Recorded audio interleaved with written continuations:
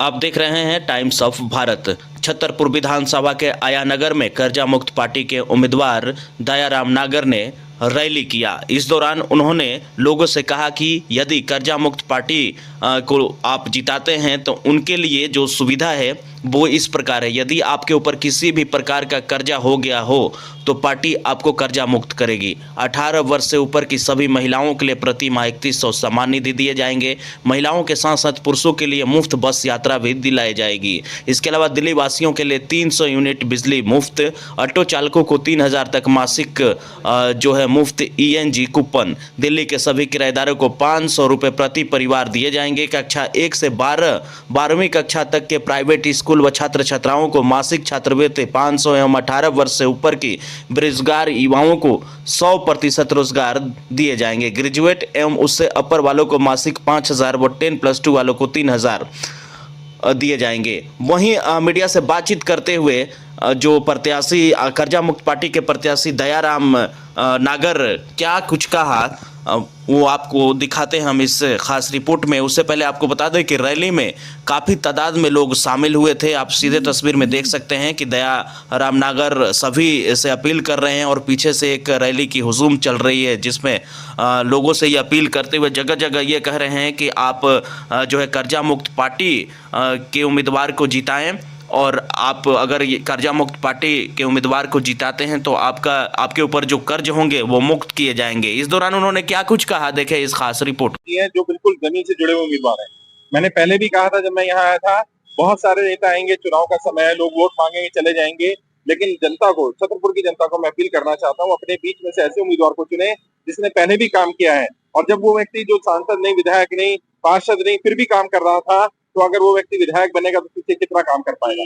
जो लोग भी कर्जे कारण परेशान है, हमारे साथ छतरपुर विधानसभा में हजारों की संख्या में परिवार जुड़े हैं, वो सभी लोगों ने कहा है कि हम उनका समर्थन कर रहे हैं और बहुत अच्छा जन समर्थन मिल रहा है। क्या लगता है कि आज की जो आप रैली निकाल रहे हैं, जो जनता का प्यार मिल रहा है, आज कर्जा मुक्ति की बात कर रहे हैं, क्या एक संदेश देना चाहेंगे? देखिए, अभी भी आपने भी देखा रोड पर जब हम लोग जा रहे हैं, अनजान लोग भी आकर के मिल रहे हैं, दूसरी विधानसभाओं के मिल रहे हैं और लोग कह रहे हैं साहब ये बहुत बढ़िया मुद्दा है, हम भी कर्जे कारण परेशान है, हमारी मदद की जाए। सरकार जब ये मुद्दे को मुद्दा नहीं मान रही थी, समस्या को समस्या नहीं मान रही थी, तब हमने तय किया कि जनता के बीच में जाया जाए। सबसे बड़ी अदालत जनता की अदालत है, जनता फैसला करेगी। और हमारी लड़ाई पहले भी चल रही थी, अब भी चलती रहेगी। हम केवल चुनाव तक सीमित नहीं है। आज चुनाव है, हम चुनाव में उतरे हैं। अगर कल चुनाव नहीं था तब भी हम लड़ाई लड़ रहे थे, कल जब चुनाव हो जाएगा तब भी हम लड़ाई लड़ते रहेंगे। जनता की कर्जा मुक्ति तक हम रुकने वाले नहीं है।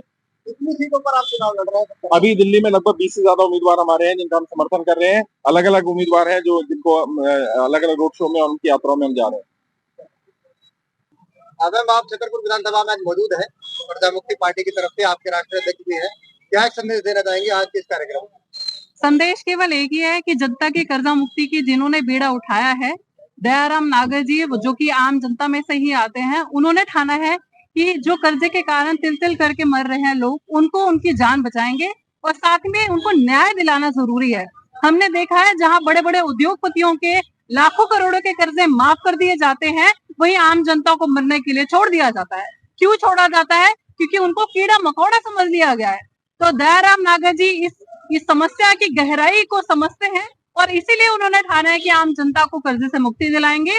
और उनका जो चुनाव चिन्ह है, उनके प्रचार के लिए हम लोग आए हैं पूरी टीम के साथ, क्योंकि हमें भी लगता है कि आम जनता के लिए अगर कोई व्यक्ति आगे आया है तो उसका समर्थन मिलना ही चाहिए और जनता को भी आगे आना चाहिए। दयाराम जी समाज सेवक के तौर पर लगातार आप सेवा कर रहे थे, लेकिन आप जो शहनवाज जी ने आप पर विश्वास जताकर कर्जा मुक्ति पार्टी ने आपको टिकट दी है, तो कितना और आप पर जो है इसका विश्वास बढ़ता है काम करने का?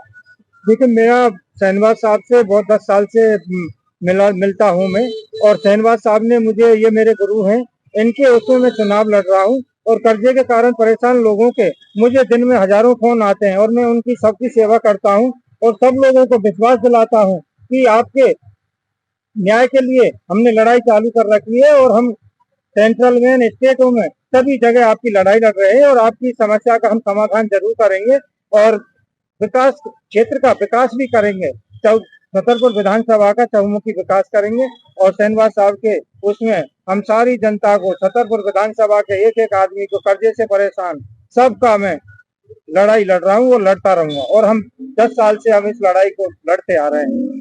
बात करें अगर कर्जा मुक्ति तो आपका एक महत्वपूर्ण मुद्दा है, लेकिन छतरपुर विधानसभा की अगर बात करें तो किन किन मुद्दों को लेकर आप सक्रिय भूमिका से आगे मुद्दा उठाएंगे?